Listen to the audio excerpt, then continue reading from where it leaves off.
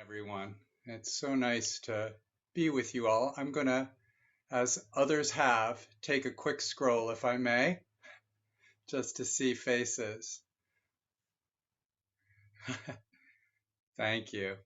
Wow, it's really nice. As I was sitting and thinking about the talk, I was just thinking about the day here in New Paltz, and I don't know where everyone is, but it was quite gray and sort of wet and damp and overcast. And then it changed. The sun came out and things were different. It was suddenly different.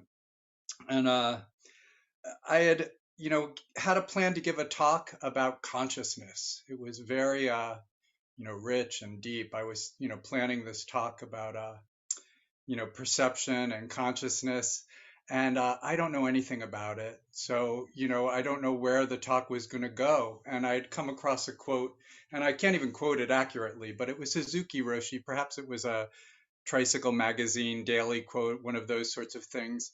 But in essence, he said, a lot of my students want to know about consciousness. They want to talk about consciousness. And all I can say is, these birds, you should hear them, like listen to the birds was his answer to, his students' requests to understand consciousness. Uh, so listen to the birds. They'll give a better talk than perhaps I can. Today is April Fool's Day, so happy April Fool's Day. And I, was sort of cognizant that it was April Fool's Day today, and I'd be giving a talk on this day. And that's fortunate because I don't have a lot to offer in terms of Dharma teaching, but I certainly do know a lot about being foolish that I am fairly well versed in. So I think I might be able to share a bit with you about that. So I did a little research on April Fools. Not a deep dive, and I'm not sure a deep dive can even be done. Well, I'm sure a deep dive can be done, but I did your typical Wikipedia, Google quick look at it, and there's no real compelling start date. Like this is when it began. It seems to be a holiday that kind of arose out of mutual agreement, within culture. So in 1582 in France, when the calendar changed from the Julian to the Gregorian, the news traveled slowly. It didn't get to all the people, kind of in the internet way we have today that you can tell a nation something in a second. It took a while to get from Paris to, Montpellier or wherever. It took a while to get there. So those who were still celebrating the spring equinoxes, the first of the year, were called poissons d'avril, the fish of April. So they were easily caught, easily trapped, and made fun of. And so that might be one of the origins. Others go back to even Roman times and the celebration of Hilaria, and sort of this cultural. You see Holi, the festival in India. It happens in many cultures, maybe not always at the same time, but there has been a celebration of foolishness. And I take great refuge in that, that has happened, that the fool has been valued, throughout history and seen as an important sort of archetype, if you will. Um, and I feel particularly foolish today trying to give a talk at all, given the talks that have happened in these past weeks and months and this past year. I don't say it, as a platitude. Truly, we are blessed as a sangha to have so many gifted teachers and speakers. I'm not counting myself in that. And now on Tuesday evenings, our senior students who are, as gifted, if not more so. So many more opportunities. What a luxury problem to have more Dharma speakers than time to listen to them. It's rare and it's pretty amazing that we have that. And so here I am left with this task of giving a talk. So the role of the fool, I think, is important. One, first, and on a very basic level, to offer levity. and to brighten situations and just sort of let the steam off. So as a nurse, I'm aware of that. I know the power of laughter, how it can transform a situation. But I think a true comedian, goes to a much deeper place than just the slapstick, that top level of the comedy. They speak to our human experience and our commonality as human beings, and they get to the real depth and juicy parts. Schadenfreude, this idea of comedy, based on the suffering of the other or the misfortune of the other, I always thought, oh, it's so cruel. It's a bit cruel. Why do I laugh? When I see someone trip and fall or, have that experience. And then I recognize, it's really that intimacy in the Schadenfreude of that shared experience and those motor neurons, those, mirror neurons that are firing in me, this skin sac, seeing the suffering of the others. So it's knowing it's funny because we've experienced it. It's just not happening to us in this moment. So there was a 15th century in England, a quite famous court jester, Roland the Farter. And his main talent was described by his name. That was pretty much what he did. He was a flatulence for the court and was best known for his hop whistle fart, which he was brought out twice a year to perform, that I'm not quite sure what it entailed, but I suppose some sort of jump and then some sort of whistling sound and then a fart. And he was very well respected. He was given like 30 hectares and a house in Staffordshire, I believe. And so it was, who was the first? I think it was Henry the First is where he started his career. And then he really blew up, if you will, with Henry the Second. That's when things really took off for him. And, it wasn't just the comedy, and the jesting that was seen, that there's, fairly compelling evidence that these, fools and jesters were also sought after, for advice and advocates to the, royalty. And, you have to wonder why, was it that shared common experience that allowed them to say things that perhaps other people weren't allowed to say to the, ruling monarchy. So it's an interesting sort of way of looking at it, that there perhaps, that it's that fart that brought them together, that allowed him to speak to Henry the First and Second. By the time the third came along, it fell out of popularity. The morality police kind of jumped in and put the kibosh on this form of court jesting, and his property was taken from him. And, I have to wonder why. Is it too close to home? This is now the time of Shakespeare. Was it the foul and pestilent congregation of vapors that was too much for the royalty to really look at? It's hard to say. So I've always had some favorite comedians, and Margaret Cho, if you're unfamiliar with her work, has always been one of my absolute faves. And she tells a joke, and I put it in loose quotes, a joke, if you will, sort of a story that is comedic, where she's driving in LA and she shits herself. She is aware that she's going to have a bowel movement and there's no time to find a bathroom. And she talks about this experience comedically. And so the punchline, the actual shitting of herself, is this much of the joke. But the joke is about her sort of telling how this experience began. So it was, I believe, the late 80s, early 90s. I'm hoping Kaishan is somewhere. She can probably tell me. Kaishan has written a book just recently, so I'll plug it right here in a Dharma talk, When Women Invented Television. And so I'm sure she's got the deets on this, and I'll have to hit her up for it later. But it was, I believe, maybe the early 90s. And the show was called All American Girl. And it was the first Asian family depicted on television, if I'm correct. And I think she recognized the gravity of that this is a moment that I get to represent my community, that my community can be seen. for the first time in television, not a sideline, not some, other, next door neighbor, but an Asian American family. And so she, started the this show, and it ran for a bit. It didn't, unfortunately, go for very long. But she came up and she tells in the joke how the execs in the network, encouraged her, we got to Asian this up, wear chopsticks in your hair. All the meals that you eat, you should eat with chopsticks, more rice on the table.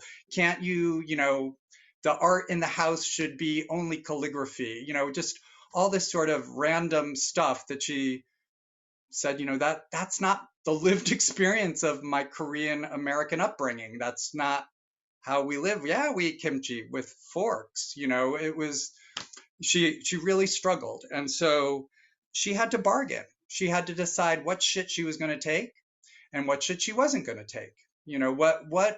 Where will I reside? How do I do this? I have a platform. I have a platform to have my community seen and my voice heard, but it comes with some bargaining. How do I make this happen? And ultimately, in her bargaining, it ends with her, going on this pomegranate or all persimmon diet because the network said your face is too round, and I'm Korean.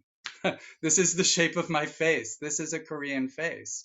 But she tried to lose weight to be that white female ideal and went on an all persimmon diet and only ate that for months and months and months. And it wrecked her guts and she lost control of her bowels. So in her comedy, she shares this really deep, deep, deep, deep story that we laugh at because it's a common experience. If you haven't had it, one day you're going to shit yourself. I guarantee it.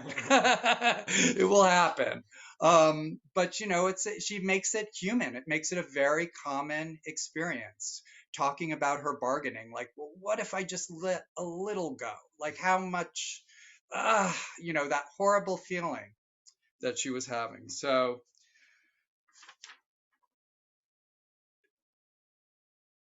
the comic has that ability, I think, to voice what others cannot, what others aren't allowed to say. They can bring truth to power. So Margaret Cho, given the causes and the time, causes and conditions, had to make decisions about, I can't tell this network that they're racist. I can't, tell them that this isn't the lived experience of a Korean American family or my Korean American family. So I think comedy and koan study are similar. I think what they serve to do is kind of dislodge things, shake things up, let us really see what's going on. And I wanted to find a koan that spoke best to this, like what really speaks to the history of the fool. And I looked and looked, and then I realized, what? All these koans are telling stories about foolish, foolish people on a foolish, foolish pursuit. And, I say that jokingly. And yet there's a grain of truth to that as well. We're all stumbling around, slipping on banana peels and searching in the dark. And all the time, the flashlight's right in our hands, like we just have to turn it on and take a look, and the koans are pointing to this again and again from different perspectives, I think, not just that, but I think that that's a fair amount of what they get to do. So I live here in New Paltz, and the house that we moved into, it needs a lot of work. The inspector said, he inspected the house for the prior owners and told them they needed to do the work, replace that roof then. So now I'm, a good 30 years into needing a roof. The boiler is far from green. It's a coal converting, to oil boiler. We need to change that out. There's so many things that need to be done. And just a couple of Sundays ago, we were sitting zazen in the morning, and Manchin afterwards said, I brought bagels, let's have a little socially distanced bagels and cream cheese. And I said, oh, that would be so nice. But my husband had made me aware that the toilet that was slow draining was now not draining, and it had backed up into the shower. So the house was not a particularly pleasant environment to be in at all. And of course, he had to go to Poughkeepsie and go back to the city. So I, realized my septic problems were going to be what I was going to be doing that day. So brought out the big guns. We used really toxic chemicals, the ones you're not supposed to mix together, but you ignore the label and make a little mustard gas because you're gonna get that drain clear. It's making promising sounds. I used baking soda and vinegar, all the different vinegars. When I ran out of just white vinegar, I went to rice wine vinegar, very expensive drain cleaner to use. Rice wine vinegar, apple cider vinegar, uh, red wine vinegar. I would have used balsamic. I don't think I had any. All the baking soda in the house, very promising gurgling sounds, like something was going to happen, but nothing. Both plungers, the like sort of bellowsy one and the other plunger, very butch. I took off the faceplate to the overflow and clogged that and tried to do that. Nothing. Boiling water, more chemicals, nothing. There's nothing that's going to block my shit blockage. Nothing was taking care of it. Promising. Like there'd be moments where I was like, oh, it looks like it's working. And then now, no, it's not working. So a plumber to just come on off hours is like $250 just to come to the house. So I was like, no, I'm going to just glamp. I'm going to be glamping for this week. I have a secondary kitchen sink so I can wash and bathe there and be creative about my bathroom usage. And I'm going to figure this out. And then one morning period of zazen, I went, there's an access pipe between the house and the septic. Yeah, I mow around it. I knew there was something I was missing. So I went outside and I pried the top off that access pipe and I peeked in and there was a trickle of water, slow trickle of water. And I had bought, this toilet auger because and all of my YouTube searches, I went, oh, I need a toilet auger. That's what I need. That's cheaper than a plumber. So I got the toilet auger after I had scraped all the porcelain off the toilet with the regular sink snake, which they tell you don't do that, but I was determined. So I'd already scraped the porcelain off the toilet, but I got the toilet auger. So I went outside with the toilet auger to my pipe and I said, sometimes if the only tool you have is a hammer, go ahead and use that hammer. So I stuck the toilet auger into that pipe and I, wound the auger and a little resistance and then it shot back. And then I wound it again, a little more resistance, and it's snaking back on itself. I took it out, I re-angled, and finally a flow of shit and hair and lime and all the foul and pestilent human garbage that we create that is built up in those pipes for years and years. Sudden enlightenment. All was resolved. The flow had returned. So it was, it was really, it was an enlightening moment. There was a blockage and then the blockage was cleared. And, a couple of days later, the shower was running slow and the toilet was running slow. So I had to go back out and I augured it again. And lo and behold, there was more.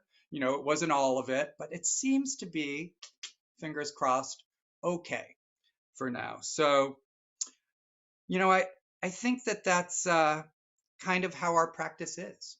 That's what we do in our practice. Again and again, we come back. We find that we've been clogged up in our own shit, that it's built up in us and we have to figure out how to clear it away. And it's this practice that I think allows us to do that, to auger it out. So I really didn't want to use this koan, but here it is. The 21st koan of the Muman Khan, the Gateless Gate. A monk asked Unman, what is Buddha? And Unman said, a shit stick. So he removes any of these grand ideas about some image on an altar, something that's outside ourselves that we're reaching for above us. It's right here. It's what is common to us. I think of Lenny Bruce, his great comedic genius going through all the words you're not allowed to use. And he just took us right back, and yeah, he was censored, but he took us right back to our commonality. So in Muman's commentary on this, he speaks disparagingly of Unman, describing him as poor and only able to prepare the most basic of foods for his guests. He ends saying, very likely they will bring out the shit stick to support the temple gate, implying that his teaching is weak and meager. But it was common at this time to speak disparagingly, when you were actually exalting the other. So, this small twig designed to flick shit away, supporting the temple gate. It's Buddha. That's our awakened nature that supports the temple gate. So indeed, Buddha is a shit stick. Again and again, our awakened nature is what has the ability to clear away that debris, to clear away, what's allowing us to experience a childlike free flow moment after moment after moment. But we get caught on ideas and likes and dislikes and all of that. So, holding this gate up for all to pass through. Isn't that what we're doing? When we come together like this in these little rectangles and kind of commit to recognizing this moment as thusness, things as they are, just this. So spring's arrived here upstate. The mornings are still cold. It was cold this morning. There was ice in the bird bath. We even had a little flurry of snow here, kind of passed through really quickly. But things are greening up. My forsythia has come through, my daffodils. I got to steal a few for the altar. Tulips are on their way. I can see them doing their thing. And the grass in the leaching area of my septic is particularly green and long. It's longest there. And the deer come and they eat it. It's probably the sweetest grass, for the deer, I think. They know what's what. So, as many of you know, I work as a nurse in the elementary school. It's changed a bit. I used to work one-on-one with a child with some difference in ability, and now I'm working kind of as the COVID police officer, sending parents' kids home and making them really angry that I have to do that. And I miss things that I had in my current job. And I'm sure some people miss having a job altogether. So I'm cognizant of that as well. But a part of my job that I had that I really miss is recess. And spring recess is great. Outdoor recess is the best. And red rover and red light, green light, and, tag, and, sometimes even just hanging out on the swing set. It's just, I miss it. I think it's something we should all do. Like, I don't know how we advocate for bringing outdoor recess back into all work environments, but I think, if everybody went outside and had 15 minutes of red light, green light, we'd just be way better. I think we'd be better off for it. So, and the kids, they don't have that this year, so I do my best with them. I stand in my door of my office. Oh, I can feel myself getting emotional. I stand in my door of my office when they get off the bus and I see them come in, and I try, to comment, cute jacket, Pedro, like, oh, your nose is naked, cover up your nose, just a quick interaction, some elbows. I think some of us now that we're vaccinated are a little more brave. There's certain kids that I'm like, screw it, I have to hug this kid. Like, I know what their home life is like. I need to just get in there. So I miss that. But our Zen tradition, is loaded with fools. It's got a ton of fools in it. Men and women who've pointed us straight on, who use plungers, sticks, augers to unclog us, to allow us to return to that childlike flow. One of our most revered Zen texts we chant on retreat is the Song of the Jeweled Mirror Awareness. And it advises us at the end. Dongshan is attributed with writing it, may or may not have. But at the end, he says, be like a fool, and, as a fool, like an idiot. It's really, he's not asking us to be ignorant. It's not that blissful, state of ignorance is bliss. But I think as Suzuki Roshi sort of advised his students, Dongshan saying, listen to the birds. Don't get hung up on ideas. You'll just get caught up in your shit. Listen, it's right here. It's not someplace else.